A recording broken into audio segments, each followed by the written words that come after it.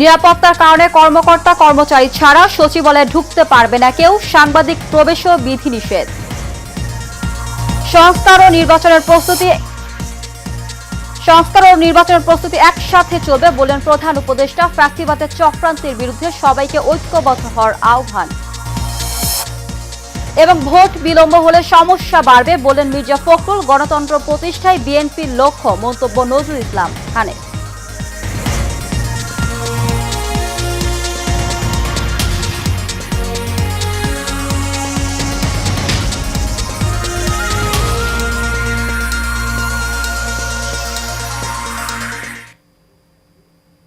স্বাগত এশিয়ান নিউজে, সঙ্গে আছে আমি জেসমিন নিভা। শুনছিলেন বিআরবি কেবল ইন্ডাস্ট্রিজ লিমিটেড সংবাদ শিরোনাম, এবার জানিয়ে দিব বিস্তারিত।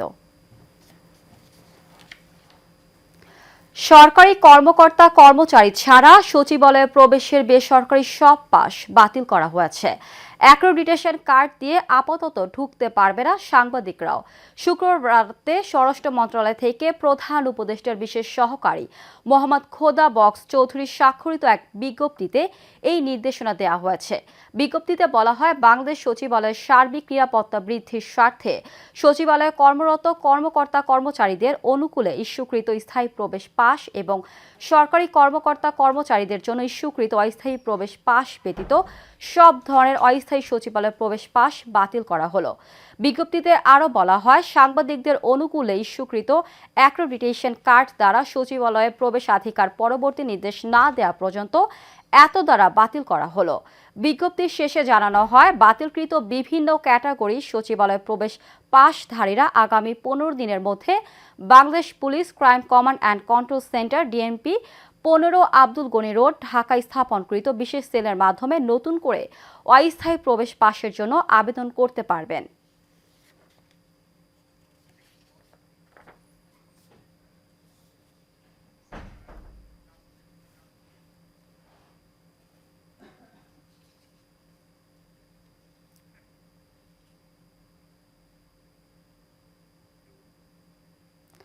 ঐক্যবিহীন সংস্কার কিংবা সংস্কারবিহীন নির্বাচন সম্ভব নয় বলে জানিয়েছেন প্রধান উপদেষ্টা ডক্টর মোহাম্মদ ইউনূস। গতকাল ফোরাম ফর বাংলাদেশ স্টাডিজ আয়োজিত ঐক্য সংস্কার নির্বাচন শীর্ষক সংলাপের উদ্বোধনী অনুষ্ঠানে এক ভিডিও বার্তায় তিনি এই কথা বলেন। প্রধান উপদেষ্টা বলেন, সংস্কার ও নির্বাচনের প্রস্তুতি একই সঙ্গে চলবে। তিনি আরও বলেন, ন্যায়ভিত্তিক সমাজ নির্মাণ ছাড়া জুলাইয়ের শহীদদের আত্মদান অর্থবহ হতে পারে না। বিস্তারিত নূর মোহাম্মদ ভুইয়ার রিপোর্টে। রাজধানী কৃষিবিদ ইনস্টিটিউটে ফোরাম ফর বাংলাদেশ স্টাডিজ আয়োজিত ঐক্য সংস্কার নির্বাচন শীর্ষক সংলাপ এক ভিডিওর মাধ্যমে উদ্বোধন করেন প্রধান উপদেষ্টা ডক্টর মোহাম্মদ ইউনূস। আমরা এই সুযোগ কিছুতেই হাতছাড়া হতে দেব না। এই সময় তিনি বলেন, জুলাইয়ের গণঅভ্যুত্থান কেবল বাংলাদেশকে মুক্তিই করেনি, প্রতিটি মানুষের স্বপ্নকেও তুমুল সাহসী করে তুলেছে। জুলাই গণঅভ্যুত্থান কেবল বাংলাদেশকে মুক্তই করেনি, আমাদের স্বপ্নকেও তুমুল সাহসী করে তুলেছে। বাকহীন বাংলাদেশ জোরালো কণ্ঠে আবার কথা বলার শক্তি ফিরে পেয়েছে। এই দৃঢ়কণ্ঠ আবার ঐক্য গঠনে সোচ্চার হয়েছে। ঐক্য আমাদের মূল শক্তি। ঐক্যবিহীন সংস্কার কিংবা সংস্কারবিহীন নির্বাচন সম্ভব নয় জানিয়ে প্রধান উপদেষ্টা বলেন, সংস্কার ও নির্বাচনের প্রস্তুতি একই সঙ্গে চলবে।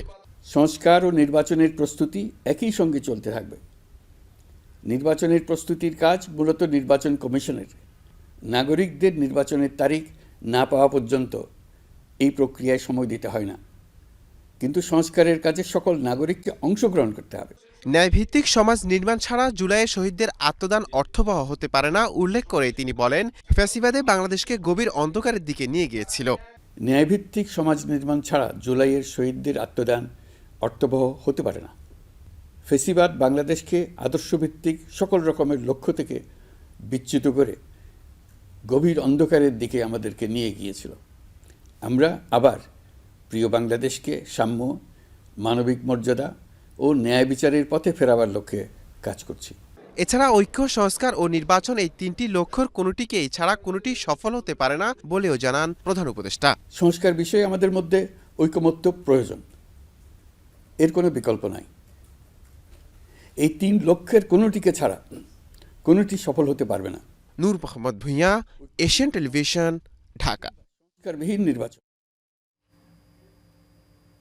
সংস্কারে যত বেশি সময় যাবে তত বেশি সমস্যা বাড়বে বলে মন্তব্য করেছেন বিএনপির মহাসচিব মির্জা ফখরুল ইসলাম আলমগীর। গতকাল রাজধানীর কৃষিবিদ ইনস্টিটিউটের আয়োজিত জাতীয় সংলাপে এই কথা বলেন তিনি বলেন, বিএনপি সব সময় গণতন্ত্রের প্রয়োজনীয় সংস্কারের পক্ষে। এছাড়া জনগণকে সাথে নিয়ে অন্তর্বর্তী সরকারকে সংস্কার কাজ করার আহ্বান জানান মির্জা ফখরুল ইসলাম আলমগীর। বিস্তারিত নূর মোহাম্মদ ভুইয়ার আরও একটি রিপোর্টে। ঐক্য, সংস্কার, নির্বাচন শীর্ষক জাতীয় সংলাপের আয়োজন করে ফোরাম ফর বাংলাদেশ স্টাডিজ। এতে যোগ দেন বিভিন্ন রাজনৈতিক দল। সংলাপে যোগ দিয়ে বিএনপির মহাসচিব মির্জা ফখরুল ইসলাম আলমগীর বলেন, সংস্কার যত বেশি সময় ব্যয় হবে তত বেশি সমস্যা বাড়বে। এখন গভর্নমেন্ট বসবেন, গভর্নমেন্টের সঙ্গে আলোচনা হবে, আলোচনা আরো সময় লাগবে। যত বেশি সময় যাবে আমার কাছে মনে হয়, আমাদের কাছে মনে হয় যে সমস্যাগুলো তত বাড়বে। আসল জায়গায় তো প্রবলেম তো অন্য জায়গায়। আপনি এগুলো ইমপ্লিমেন্ট করবেন কাজে দিয়ে আপনার প্রশাসন, গভর্নমেন্ট মেশিনারি, সেই গভর্নমেন্ট মেশিন তো পুরোপুরি ভাবে এখনো ফেস্টিভ্যালের মধ্যে আছে। বিএনপি সংস্কার চায় না, নির্বাচন চায়, বিভিন্ন মহলে এমন কথার জবাবও দেন বিএনপির মহাসচিব। সংস্কার পক্ষে আমরা প্রথম থেকে, দুর্ভাগ্য আমাদের এখন কিছু কিছু বক্তব্য আসছে যে বিএনপি সংস্কার চায় না, নির্বাচন চায়। এই কথাটা সঠিক নয়। আমরা বারবার করে বলছি যে আমরা প্রয়োজনীয় সংস্কারটাকে শেষ করতে, ন্যূনতম যে সংস্কার প্রয়োজন একটা নির্বাচন করার জন্য, গ্রহণযোগ্য নির্বাচন করার জন্য, সেই সংস্কারটুকু করে আমরা নির্বাচনে যেতে চাই। এছাড়া জনগণকে সাথে নিয়ে অন্তর্বর্তী সরকারকে সংস্কারের কাজ করার আহ্বান জানান মির্জা ফখরুল ইসলাম আলমগীর। আপনি জনগণকে বাদ দিয়ে কোনো কিছু করা সম্ভব হবে না। আপনার জনগণকেই তৈরি করতে হবে আপনাকে। অর্থাৎ আমরা আজকে যে প্রক্রিয়া চলছে আমি স্বাগত জানাই, কিন্তু আমি একটা অনুরোধ করবো, আজকে যারা কমিশনগুলোতে আছেন তারা জনগণের সঙ্গে ইন্টারঅ্যাক্ট করার ব্যবস্থা রাখেন। নূর মোহাম্মদ ভুঁইয়া, এশিয়ান টেলিভিশন, ঢাকা। দীর্ঘ লড়াই সংগ্রাম শুধু ফ্যাসিবাদের পতনের জন্য নয়, গণতন্ত্র, মানুষের মানবিক মূল্যবোধ প্রতিষ্ঠা ও জনগণের ক্ষমতা জনগণের কাছে ফিরিয়ে দেয়াই বিএনপির লক্ষ্য ছিল বলে জানিয়েছেন বিএনপির স্থায়ী কমিটির সদস্য নজরুল ইসলাম খান। গতকাল বিকেলে গুলশানের চেয়ারপারসনের রাজনৈতিক কার্যালয়ে বিএনপির মহাসচিব মির্জা ফখরুল ইসলাম আলমগীরের নেতৃত্বে এলডিপির সাথে বিএনপির লিয়াজো কমিটির বৈঠক শেষে তিনি এই কথা বলেন। জানান, সমমনা দলের সাথে বৈঠক আলোচনা চলবে, এটা একটা ধারাবাহিক প্রক্রিয়া। বৈঠকে দেশের বিদ্যমান পরিস্থিতি, দ্রব্যমূল্যের ঊর্ধ্বগতি, সচিবালয়ের অগ্নিকাণ্ড সহ বিভিন্ন বিষয়ে আলোচনা হয়েছে। এ সময় এলডিপির মহাসচিব ডক্টর রেদন আহমেদ বলেন, রাষ্ট্র সংস্কার সহ জনকল্যাণমূলক সকল কাজে বিএনপি ডাকে সাড়া দিবেন তারা।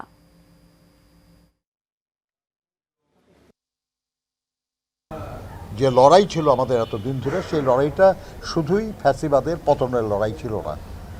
লড়াইটা ছিল আমাদের দেশের মানুষের গণতন্ত্র, গণতান্ত্রিক অধিকার পুনরুদ্ধারের, যাতে করে তাদের যে মূল আকাঙ্ক্ষা, তাদের সাম্য, সামাজিক ন্যায় বিচার, মানবিক মর্যাদা, এইসব যাতে অর্জিত হয়। রাষ্ট্র কাঠামো গঠনের জন্য প্রয়োজন, সেই জন্য সামগ্রিকভাবে বিএনপির নেতৃত্বে আমরা তাদের সকল পদক্ষেপকে সমর্থন দিয়ে এই দেশে রাষ্ট্র কাঠামো পুনর্গঠনের জন্য যেই উদ্যোগ বিএনপির পক্ষ থেকে গ্রহণ করা হয়েছে সেগুলো আমরা বাস্তবায়নের জন্য তাদেরকে সর্বাত্মক সহযোগিতা দেব এবং তাদের পাশে থাকব।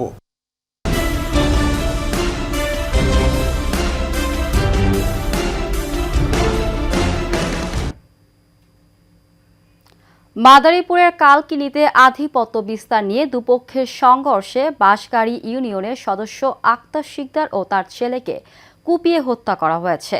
এছাড়া সংঘর্ষে আরও একজন নিহত হয়েছে। ভোরে উপজেলার বাঁশগাড়ী ইউনিয়নে এই সংঘর্ষের ঘটনা ঘটে। পুলিশ জানায়, বাঁশগাড়ী এলাকায় ৮ নম্বর ওয়ার্ডের ইউপি সদস্য আক্তার শিকদারের সঙ্গে প্রতিপক্ষের দ্বন্দ্ব চলছিল। এর জেরে ভোরে সংঘর্ষে জড়ায় দুপক্ষ। এ সময় বিস্ফোরণের ঘটনা হয় কয়েকশো হাত বোমা। এছাড়াও এই ঘটনায় ইউপি সদস্য আক্তার শিকদার ও তার ছেলে মারুফ শিকদারকে কুপিয়ে হত্যা করে প্রতিপক্ষের লোকেরা। এছাড়া সংঘর্ষে আরও একজন নিহত হয়েছে। পরে সেনাবাহিনী ও পুলিশ ঘটনাস্থলে গিয়ে পরিস্থিতি নিয়ন্ত্রণে আনেন। গাজীপুরের কালিয়াকৈর বিএনপির উদ্যোগে উঠান বৈঠক ও দোয়া মাহফিল অনুষ্ঠিত হয়েছে।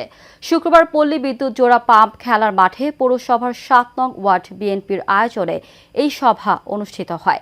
এ সময় সভায় সভাপতিত্ব করেন পৌর বিএনপির সহ শ্রম বিষয়ক সম্পাদক হাজী আব্দুল মান্নান দেওয়ান।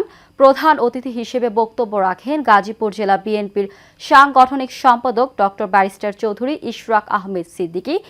তিনি তার বক্তব্যে সাবেক প্রধানমন্ত্রী বেগম খালেদা জিয়ার সুস্বাস্থ্য দীর্ঘায়ু কামনা করেন এবং বিএনপির ভারপ্রাপ্ত চেয়ারম্যান তারেক রহমানের ঘোষিত ৩১ দফা রাষ্ট্র কাঠামো মেরামতের বিষয়ে আলোচনা করেন।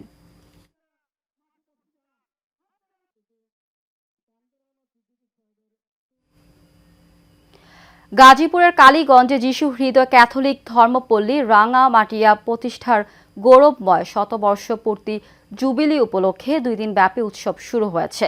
শুক্রবার বিভিন্ন গ্রাম থেকে খ্রিস্ট ভক্তগণ এক বর্ণাঢ্য র্যালি নিয়ে গির্জা প্রাঙ্গণে সমবেত হয়। এ সময় প্রধান অতিথি ঢাকা ক্যাথলিক আর্চডিওসেসের প্রধান ধর্মগুরু আর্চবিশপ বিজয় এন ডি ক্রুজ গির্জা প্রাঙ্গণে স্থাপিত জুবিলির বিশেষ স্মারক উন্মোচন করে শান্তির প্রতীক সাদা পায়রা অবমুক্ত করেন। মিশনের পাল পুরোহিত শুভেচ্ছা বক্তব্যে বলেন, জুবিলি একটি আশীর্বাদ ও সুযোগ। জুবিলির চেতনায় ঐক্যবদ্ধ হয়ে মিলন সমাজ গঠন করে সামনের দিকে এগিয়ে যাওয়ার আহ্বান জানান তিনি।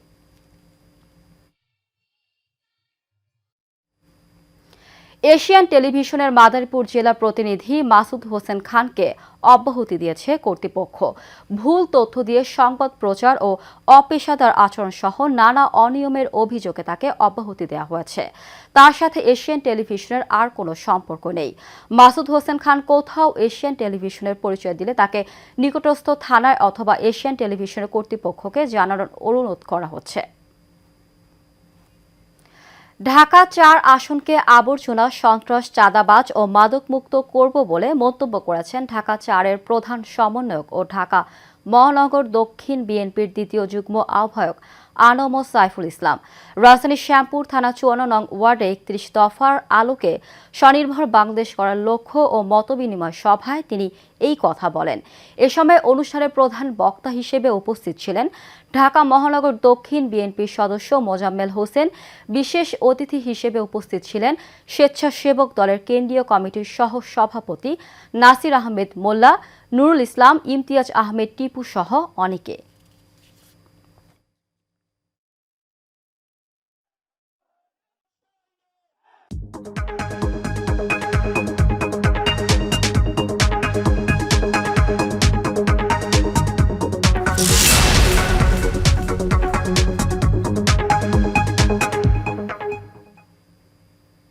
এবার এক্সিম ব্যাংক বাণিজ্য সংবাদ।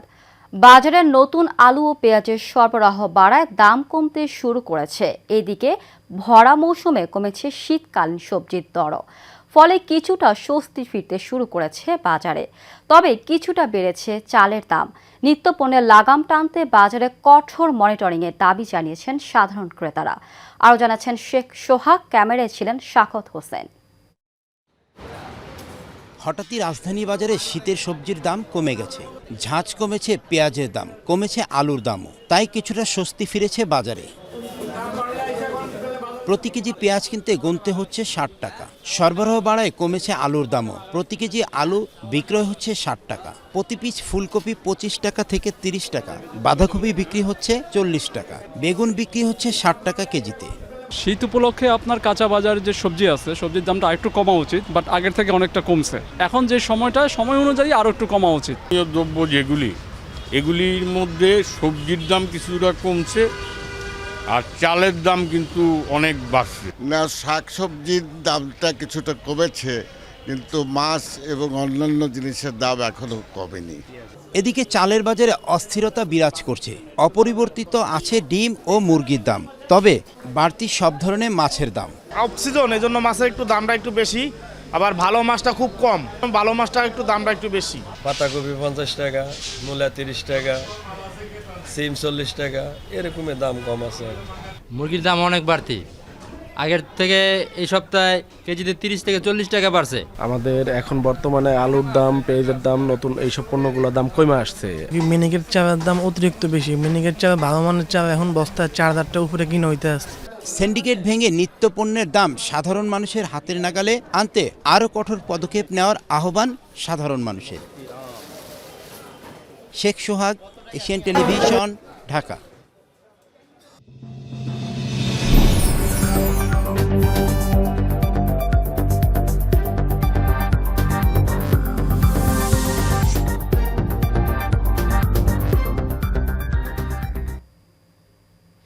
এবার চট্টগ্রাম সংবাদ।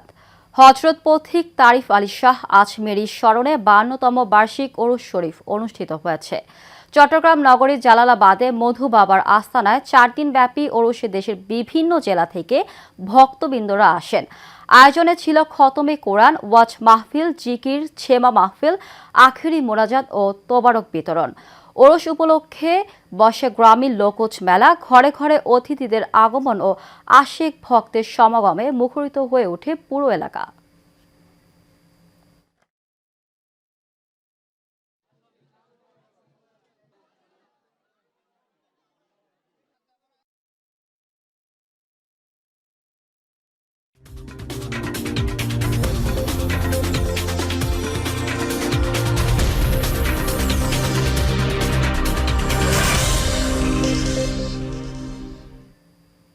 জানাবো খেলার খবর।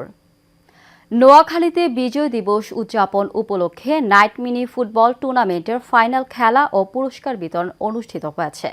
বেগমগঞ্জ উপজেলার গোপালপুর ইউনিয়নে খুরশিদা উচ্চ বিদ্যালয়ের মাঠে ইউনিয়ন আলাউদ্দিনের সভাপতিত্বে প্রধান অতিথি হিসেবে উপস্থিত থেকে পুরস্কার বিতরণ করেন জেলা জামায়াতের সেক্রেটারি বোরহান উদ্দিন। বিশেষ অতিথি হিসেবে উপস্থিত ছিলেন উপজেলা আমির মাওলানা আবু জায়েদ, ইউনিয়ন আমির আবু তাহের, সাবেক চেয়ারম্যান আলমগীর হোসেন, আলাউদ্দিন মামুন সহ অনেকেই।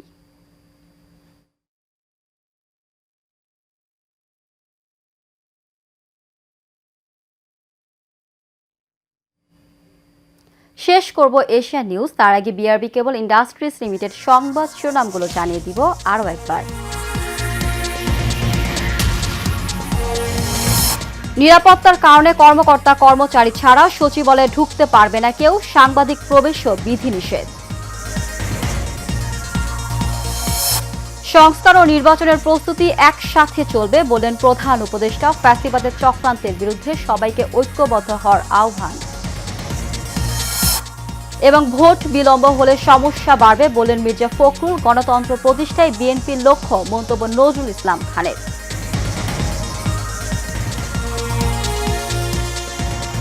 এশিয়া নিউজ এ পর্যন্তই। আমাদের পরবর্তী সংবাদ দেখার আমন্ত্রণ জানিয়ে বিদায় নিচ্ছি। ধন্যবাদ সবাইকে।